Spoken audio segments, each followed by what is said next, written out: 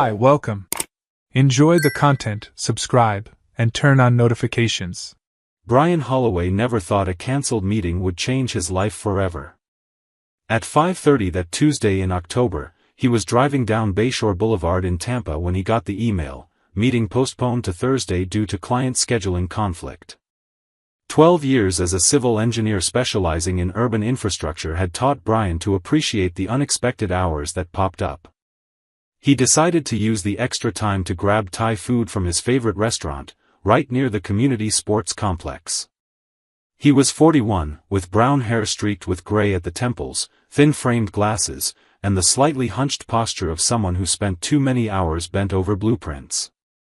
Amanda, his wife of 12 years, always joked that he looked like a charmingly absent-minded professor. Amanda taught high school physical education, a former college athlete who still volunteered as a coach for the local youth team. At that moment, Brian assumed she was at home getting ready for the 7:30 evening practice. That's when he saw the green Jeep. Brian automatically slowed down, frowning. Amanda's moss green Jeep Compass was parked in the executive section of the sports complex, the area reserved for district administrators. Not in the regular lot where volunteers usually left their cars. And right beside it was a black Ford pickup, parked so close it nearly brushed the Jeep's side mirror.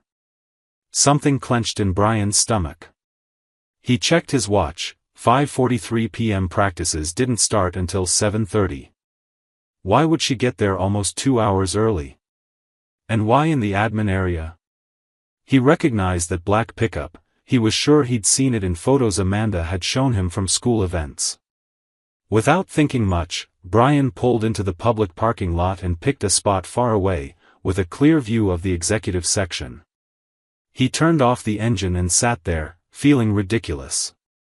She probably just got here early to set up equipment, he told himself. But the uneasy feeling wouldn't go away, it grew like an oil slick spreading on water. Minutes dragged on. A few cars drifted in as the sky turned orange. Brian got thirsty, but he didn't leave the car. He waited. At 6:15 p.m., the side door of the admin building opened. Amanda stepped out first, black leggings, blue sports top, her blonde hair pulled high in a ponytail. She looked relaxed, smiling broadly as she talked with the man behind her. Travis Kellerman. Brian recognized him instantly, the district's athletic coordinator, 34, divorced, as Amanda had mentioned months ago. Tall, broad shoulders, neatly trimmed beard, wearing cargo pants and a polo shirt. Brian watched the two walk side by side. They laughed at something, completely at ease. When they reached the cars, Travis touched Amanda's arm. Then her shoulder. Then he brought his hand to her face, brushing her cheek with his thumb, leaning in slightly. Brian's hands shook as he pulled out his phone and started taking pictures. 3. 5. 7. Amanda didn't pull away, she leaned into his touch, closing her eyes for a moment before smiling again. They exchanged a few more words, Travis made a funny gesture, and then they parted. She got in the Jeep. He got in the pickup. Brian sat there for another 10 minutes, staring at the photos on his screen. His hands stopped trembling. A strange calm settled over him like a cold fog, the same calm he felt when solving complex engineering problems. Mind in analysis mode, emotions temporarily filed away. He didn't go get the Thai food. He went straight home. Amanda got in at 8:40, sweaty and upbeat. The boys are making progress on defense, she said, gulping water. Jake finally learned to read the plays. In a couple months, he'll be getting recruited. Brian sat at the table with his laptop open, pretending to review project files. That's good. Practice went well, then. Tiring, but productive. Travis stopped by at the end to evaluate players. He's impressed. Travis Kellerman? Yeah, the district coordinator. The divorced guy who started this year. Brian just nodded. Amanda said she was going to shower, gave his head a quick kiss, and headed to the bedroom. For 3 days, Brian became a ghost in his own life. He went to work, attended meetings, but his mind was processing, investigating, putting together pieces. On Thursday night, while Amanda slept, he took her phone, password shared out of mutual trust, and spent 2 hours scrolling. He found deleted messages, but he knew everything was backed up in the cloud. He logged into iCloud and started recovering the deleted files. The conversations came back slowly, like ghosts reappearing. Texts. Photos. Some from 5 months ago. Others from 8. Can't wait until Tuesday, read one of Travis's messages in July. Those 2 hours with you are the best part of my week. Amanda's reply, I know. I hate that it has to be so secret. When can we stop pretending? There were heart emojis. Photos of Travis shirtless. One of Amanda in a suggestive angle with the caption, thinking of you. Brian printed it all. Organized it chronologically.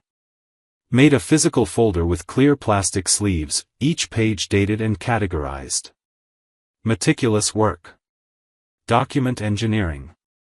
On Friday, he scoured social media, Instagram, Facebook, LinkedIn. He noticed the patterns. Photos from school events since March, tournaments, competitions, meetings. In 12 different photos, Amanda and Travis appeared together. The comments were subtle but telling. Working with the best, Travis had written on a photo where Amanda was in the background. She'd replied with a yellow heart emoji. Another, from a May school barbecue, someone tagged them both, the dynamic duo of district athletics. Brian checked Amanda's phone location history, shared through the family app.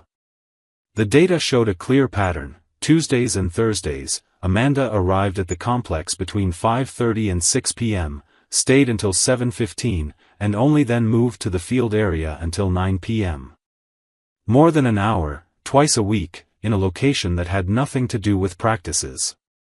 On Friday night, when Amanda announced, another practice, back around 9, Brian just nodded. He waited 15 minutes, then followed her, keeping a safe distance. Amanda didn't go to the sports complex. She drove 20 minutes to a modern apartment complex, parked in front of Building 12, and went inside. Brian parked across the street, wrote down the address, and waited. 55 minutes later, he checked public records online. Apartment 304, Building 12. Tenant, Travis Michael Kellerman. He got out of the car, crossed the street, and walked into the building. The door was unlocked. He took the stairs up 3 flights, walked down the hallway to apartment 304. Soft music was coming from inside. He knocked. Footsteps inside. The music lowered. The door opened. Travis appeared in jeans shorts and a white t-shirt, barefoot, hair still damp. His expression froze when he saw Brian. What? Brian? Hi, Travis. Hope I'm not interrupting anything important. Oh, wait. I am. Travis tried to shut the door, but Brian stuck his foot in the threshold. Amanda. You better come out here. A quick movement inside. Amanda appeared behind Travis, same sportswear, face filled with pure terror. Brian. I can explain. Can you? Brian kept his voice calm. That's interesting. Because I'd really like to hear how you explain 8 months. 8 months of Tuesdays and Thursdays. 8 months of night practices that start 2 hours before the team shows up. 8 months of messages about stopping pretending. Please, explain. I'm genuinely curious which version of reality you're going to sell me. Amanda stepped out from behind Travis, tears starting. It's not what you think. Isn't it? Brian pulled out his phone and scrolled through screenshots. So these messages are from a different Amanda? These photos are of someone else? Did the GPS lie about you spending an hour here before every practice? Travis held up his hands in surrender. Look, man, I know it looks bad, but... You don't talk to me, Brian cut in, eyes locked with icy intensity. You don't get to say a word to me. You're the district coordinator. She's your subordinate. You knew she was married. I know you from the photos, from the stories. Travis is so dedicated, she used to say. You were rebuilding my marriage while you were saying that. Amanda sobbed. Brian, please, let's talk at home. Not here. Why not here? This apartment seems comfortable for intimate talks. You talked a lot here, didn't you? Or in the admin offices before practice? Last Tuesday, 6:45, you walked out with him, letting him touch your face. You followed me? Amanda mixed shock with outrage. Brian gave a dry, humorless laugh. You're upset that I followed you? That's the problem here? Not the 8 months of lying. Not using volunteer practice as cover for meetings with your boss. You're worried about your privacy. Travis tried again. Brian, look, things between you and Amanda obviously weren't working, and... Obviously? Brian turned so fast Travis stepped back. It's interesting you think it's obvious what's going on in my marriage. How many conversations have you ever had with me about my home life? None, because you never knew me. But you felt qualified to decide my marriage was obviously not working and that justified this. He gestured between them. I felt neglected. Amanda exploded. You only think about work. Projects, meetings, weekends at the office. When was the last time you really saw me? Brian stayed silent for 3 seconds. Then he pulled out his phone again, opening the gallery. June. That surprise trip to Savannah I planned for weeks. You canceled last minute for an important tournament. Lie. You were here. He kept scrolling. April. I booked that spa in Clearwater you wanted. You said, urgent pedagogical meeting. Lie. You were with him. More photos. February. Tickets to the band you love. You said migraine. Next day, you posted a photo from brunch with work friends. Travis is in 3 photos in the background. Amanda had no reply, eyes wide. 3 trips. 3 chances I created because I noticed the distance. 3 times you chose lies over trying. So don't talk to me about neglect when you killed every attempt at reconnecting. Brian, Amanda reached out. Don't touch me. His voice turned cold again. By the way, there's one more thing you should know. Travis and Amanda exchanged worried glances. Brian smiled without warmth. I hired a private investigator last Tuesday night. He works fast. The full report was delivered today at 5. Now I know things Amanda probably doesn't. What are you talking about? Amanda asked, confused. Brian turned to Travis. You want to tell him, Travis, or should I? Travis went pale. I don't know what you mean. Don't you? Brian pulled folded papers from his pocket. Jennifer Costas. 31. Chemistry teacher at the same district. Divorced, no kids. You had dinner together last Wednesday at the Italian place on Dale Mabry. Thursday you were here with Amanda.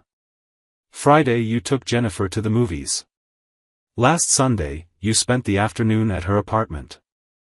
Amanda slowly turned to Travis, mouth open. What? That's a lie, Travis said quickly, voice lacking conviction. Is it? Brian unfolded the papers, showing printed photos.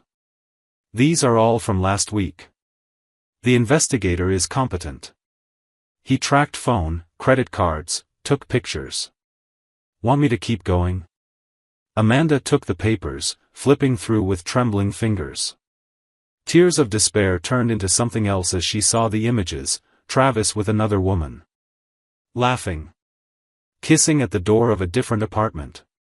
You're seeing her too? Travis didn't answer right away. When he did, his voice sounded tired. Amanda, look, I like you, but I never said we were exclusive. You're married, remember? We weren't in a position to have labels. The sound that came from Amanda was between outrage and disbelief. We weren't, labels? Travis, you talked about us committing. About me getting divorced. I said things in the heat of the moment. You took it too seriously.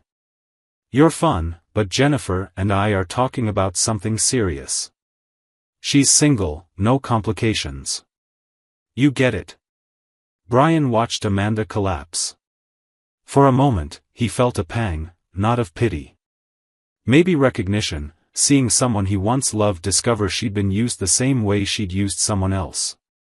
There was poetic justice in that. I destroyed my marriage for you, Amanda whispered, tears now turning to anger. You destroyed your marriage yourself, Brian corrected calmly. He didn't make you do anything. You chose. And he chose to split his attention between you and someone else, maybe more. You deserve each other. Amanda looked at Brian with a flicker of hope. Brian, please, I made a terrible mistake, but we can try. No. There's no trying. No talking. No therapy, no second chances. There are only divorce lawyers and asset division. Oh, and Travis? Monday morning, the school district will receive full documentation about the improper relationship between a supervisor and subordinate. With photos, messages, timeline. I have copies of everything. Florida has clear policies on this. Travis tried to hold his ground. You can't prove. I can and I will. And Jennifer? She'll get copies too. I imagine she'll want to know the man she's talking seriously with was splitting time with a married employee. Choices have consequences. He turned to leave, but paused at the door. Amanda, lawyers will contact you Monday. Don't come home tonight. Your things will be in boxes in the garage. The locks have already been changed. He started down the stairs, then called back, oh, and Travis? Good luck explaining it to the district board. I heard they take professional conduct very seriously. Brian left the building without looking back, got in his car, and drove home. Only when he reached the garage, alone in the silence, did the clinical calm finally crack. He leaned his forehead against the steering wheel and let the pain come in waves that shook his body. He cried for 20 minutes, for the betrayal, the humiliation, for the 12 years built on a foundation of sand. Then he wiped his face, took a deep breath, and walked inside. He had work to do. The following months were an administrative storm. Brian hired a ruthless divorce lawyer. Since the house had been a Holloway family inheritance, it remained entirely his under Florida's separate property laws. No children meant no custody battle. Amanda tried arguing for asset division, but the documented evidence of adultery and the length of the affair severely damaged her position. The judge wasn't sympathetic. Travis Kellerman was fired after an internal investigation confirmed the improper relationship with a subordinate, violating the code of conduct. Jennifer Costas broke up with him publicly on Facebook, posting about men who lie to multiple women. Amanda lost respect among colleagues. She wasn't fired, but transferred to a less desirable school, stripped of administrative duties and given a pay cut. Brian threw himself into work with renewed intensity. He took on a major urban drainage redesign project that demanded 60-hour weeks for 3 months. Exhaustion helped, less time to think, feel, remember. His co-workers noticed the change in him, a new hardness, but also impressive efficiency. He was promoted to senior project manager in April. It was June, 8 months after the confrontation, that Brian finally gave in to the dating app his friend Colin kept pushing. You don't have to remarry, man. Just get out there, meet people, remember not everyone's a liar. Brian made a basic profile, 2 photos, honest description, recently divorced, civil engineer, likes walks and blues. He didn't expect much. Sophia showed up in the third week.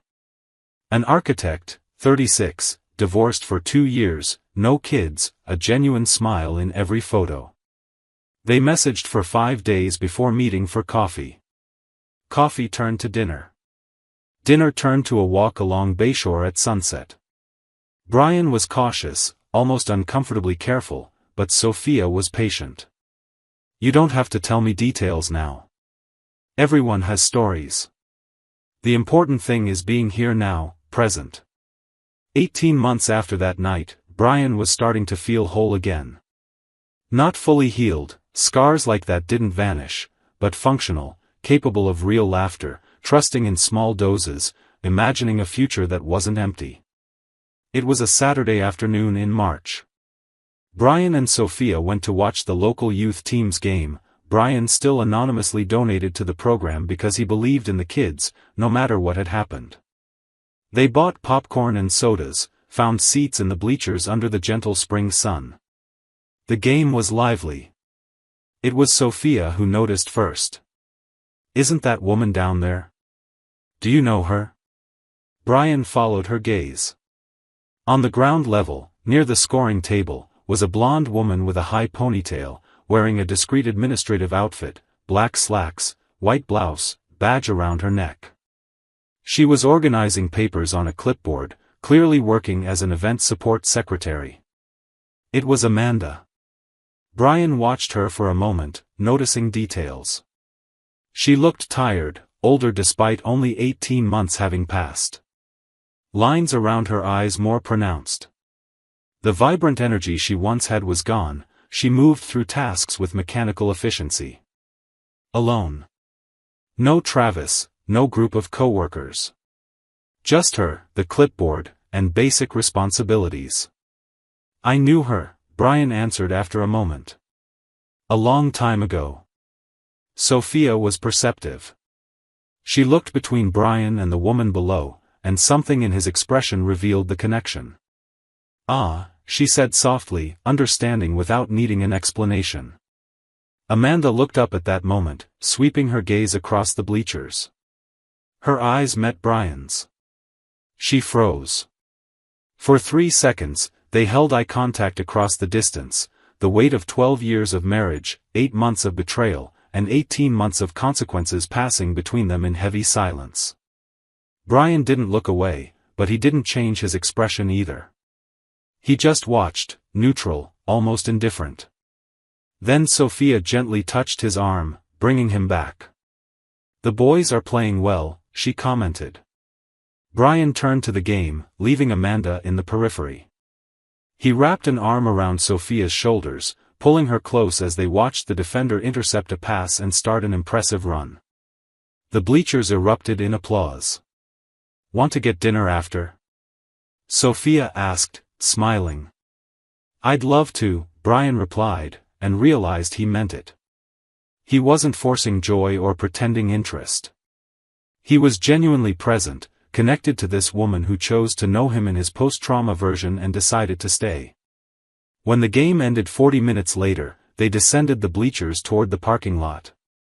They passed less than 3 meters from Amanda, who was still organizing paperwork. She looked up again, mouth opening as if to say something. Brian didn't slow down. He didn't stop. He didn't wave. He just kept walking beside Sophia, talking about where to eat, laughing at a joke about a player tripping. To all intents and purposes, Amanda was a ghost, present but irrelevant, part of a story he'd read, filed away, and moved on from. In the car, as he drove off, Brian caught one last glimpse of Amanda in the rearview mirror. She stood alone by the table, watching them leave, the clipboard limp in one hand. She seemed small somehow, not physically, but in presence, in vital energy. Brian adjusted the mirror, blocking her from view, and accelerated toward the Italian place Sophia had suggested. You okay? Sophia asked quietly after a few minutes of silence. Brian thought honestly about the question. He checked his emotions like an engineer checking pressure levels. Were there traces of pain? Yes, layers of sadness over what could have been. Anger? Surprisingly little now. Regret? Not for the choices after the discovery, only for the time lost before. I'm okay, he finally answered, and he meant it. I'm really okay. Sophia smiled and placed her hand over his on the gearshift. They drove in comfortable silence as Tampa passed by the windows under the golden light of late afternoon, two adults with complicated histories choosing to build something new instead of staying trapped in the ruins of the past. 3 months later, Brian accepted an offer in Denver, a director of urban infrastructure role with a significant salary bump. Sophia, whose freelance career was portable, decided to move with him. They planned a road trip across the country, stopping at national parks. The day before leaving Tampa for good, Brian walked past the house he and Amanda had lived in for years. It was already sold, a young family with 2 kids had closed the deal. He stood on the sidewalk for a moment, hands in his pockets, watching the new family unload boxes. The mother laughed at something the father said as they carried in the sofa. The kids ran across the lawn, screaming with pure, unfiltered childhood joy. It felt right. A full circle. That house had been built for joy, had sheltered betrayal, and now would be home to a new family who hopefully would fill the rooms with better memories. Brian returned to the car where Sophia waited, already loaded with belongings for the trip. "Ready?" she asked. "Ready," he confirmed. They hit the road as the sun set over Tampa for the last time, heading west before turning north toward new adventures, new beginnings, and futures unmarred by the ghosts of broken loyalties. Amanda stayed behind somewhere in that city, living with the consequences of the choices she'd made, but she was no longer his problem, no longer his pain, no longer anything but a closed chapter in a book he'd finished reading and put back on the shelf forever. Thank you for watching the video.